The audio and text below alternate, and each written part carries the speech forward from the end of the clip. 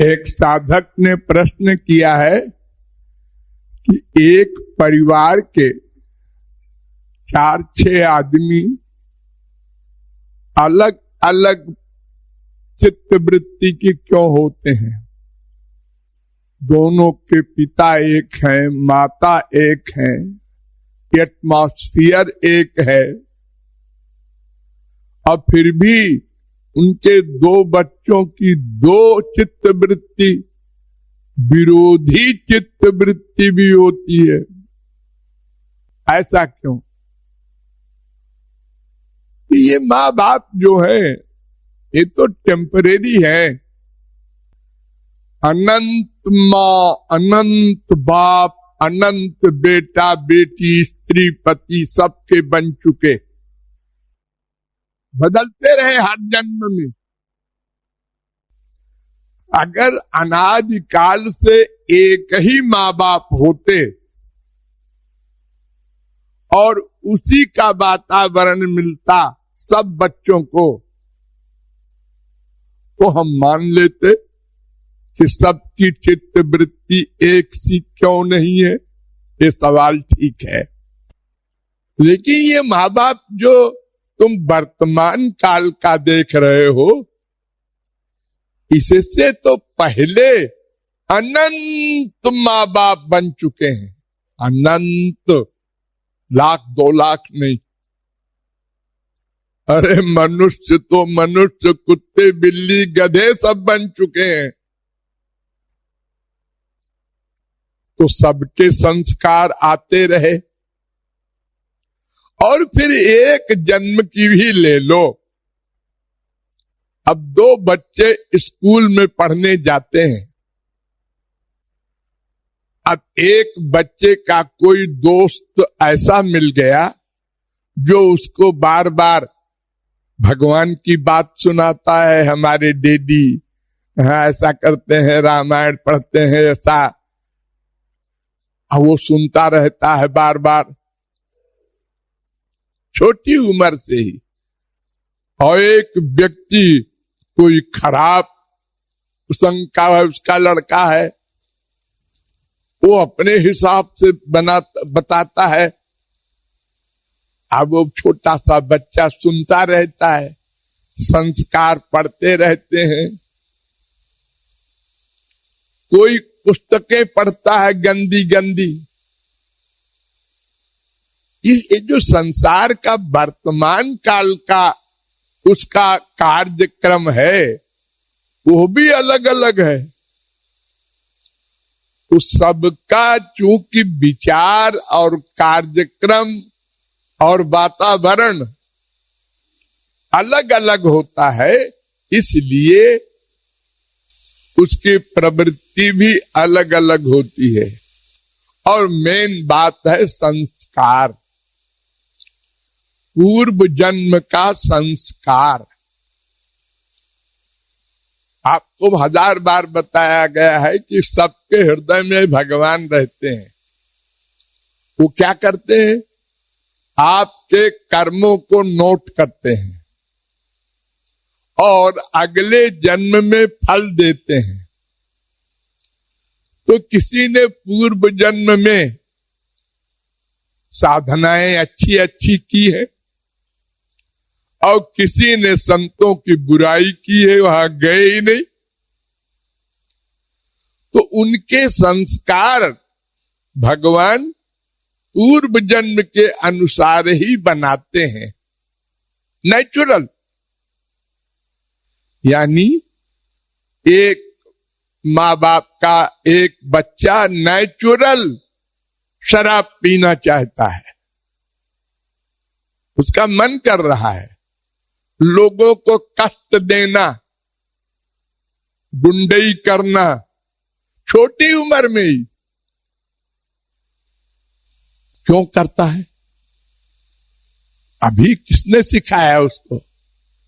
सिखाया नहीं, तो पूर्व जन्म के संस्कार के अनुसार भगवान ने प्रवृत्ति बनाई है। अब अगर कोई संत मिल गया उसको और उसी का लगातार संपर्क हो, तो धीरे धीरे सुधर भी सकता है, उल्टा भी हो सकता है। बड़े बड़े आवारा संत बन गए हैं हमारे इतिहास में, बड़े बड़े डाकू, वाल्मीकि वगैरह महापुरुष बन गए हैं। तो ज्यादा प्रभाव तो वर्तमान काल के वातावरण का पड़ता है, और वर्तमान जगत में तो वातावरण बहुत ही गड़बड़ साइंस के कारण हो गया।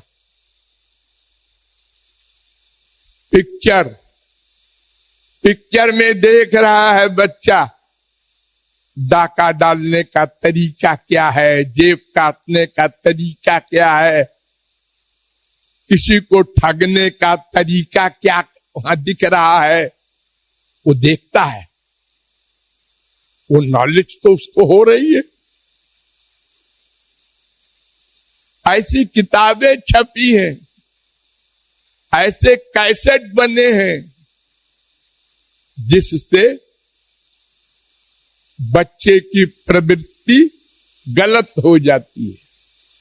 माँ बाप को क्या पता, वो तो समझ रहे हैं पढ़ने गया,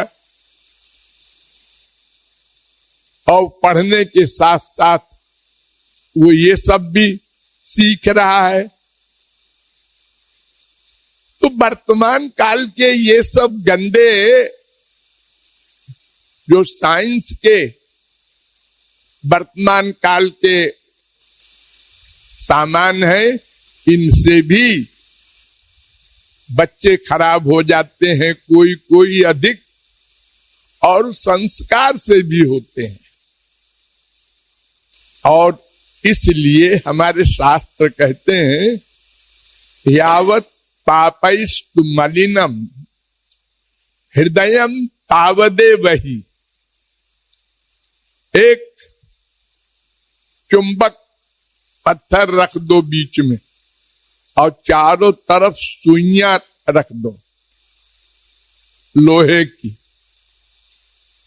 लेकिन सुइयों में कोई सुई तो केवल लोहे की हो, और कोई सुई में कुछ मिलावट हो, 10%, किसी में 25% मिलावट, किसी में 60% मिलावट। तो वो चुंबक पत्थर उसी को खींचेगा सबसे पहले जो केवल लोहे की है, और जितनी अधिक मिलावट होगी उतने सुई खींचेगी नहीं। तो इसलिए एक जगह सत्संग हो रहा है, एक पिता चाहता है हमारे चारों बच्चे वहां जाएं और वहां अच्छी अच्छी बातें सुनेंगे तो संस्कार अच्छे बनेंगे। लेकिन एक कहता है मैं नहीं जाता, एक कहता है चलो देखते हैं, और वहां जाके बैठ के ऐसा क्यों है, ये ऐसा क्यों है, ऐसे क्यों बोलता है, ऐसे क्यों करता, मटक रहा है। और हर एक वाक्य में वो जो पंडित जी बोल रहे हैं, गलती निकालने की आदत हो गई उसकी।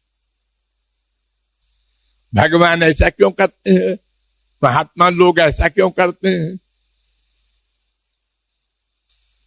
ये क्यों होता है? ये अंतःकरण जिसका जितना अधिक पाप युक्त होता है, उतने ही वो भगवान और संत और भगवान की बातों से गुरेज करता है, उसको अच्छा ही नहीं लगता,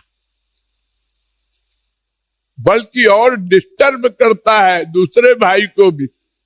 अरे क्या बेवकूफ तू वहां बार बार जाता है, अरे जब हम लोग बूढ़े होंगे तब कर लेंगे, अभी तो मौज मस्ती का समय है। उसके बेचारे को बार बार जब कहा तो उसने कहा हाँ यार बात ठीक कहता है, वो भी आ गया उसी चक्कर में। ऐसे बिगड़ते जाते हैं। तो एक बाप के 4 बच्चे, उनके लिए महात्मा लोगों ने लिखा है, एक पिता के विपुल कुमारा, हो ही पृथक गुण शील आचारा। सबके अलग अलग संस्कार और विचार होते हैं। इसलिए हिरण्यकश्यपु के प्रहलाद पैदा हुए, उल्टा प्रहलाद के फिर बलि राक्षस पैदा हुए, उल्टा। ये जरूरी नहीं है कि महापुरुष का बेटा महापुरुष हो।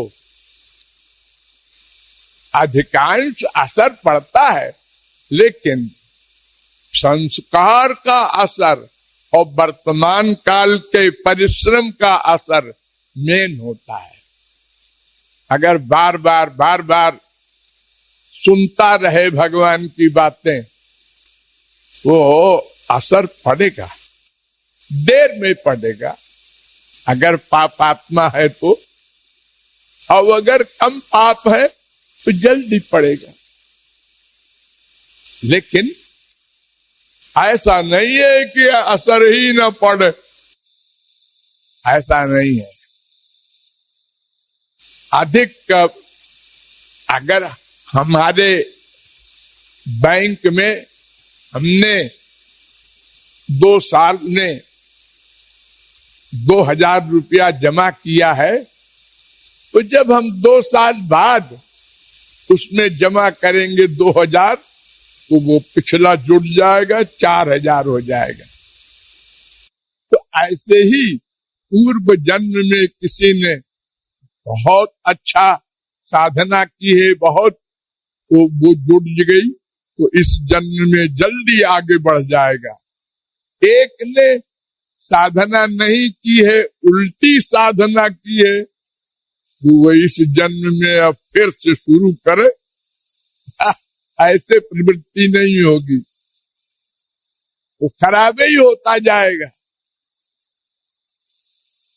तो इसलिए इसमें आश्चर्य की बात नहीं है। सबके संस्कार अलग अलग, इसलिए इंटरेस्ट, टेस्ट सब अलग अलग होती है,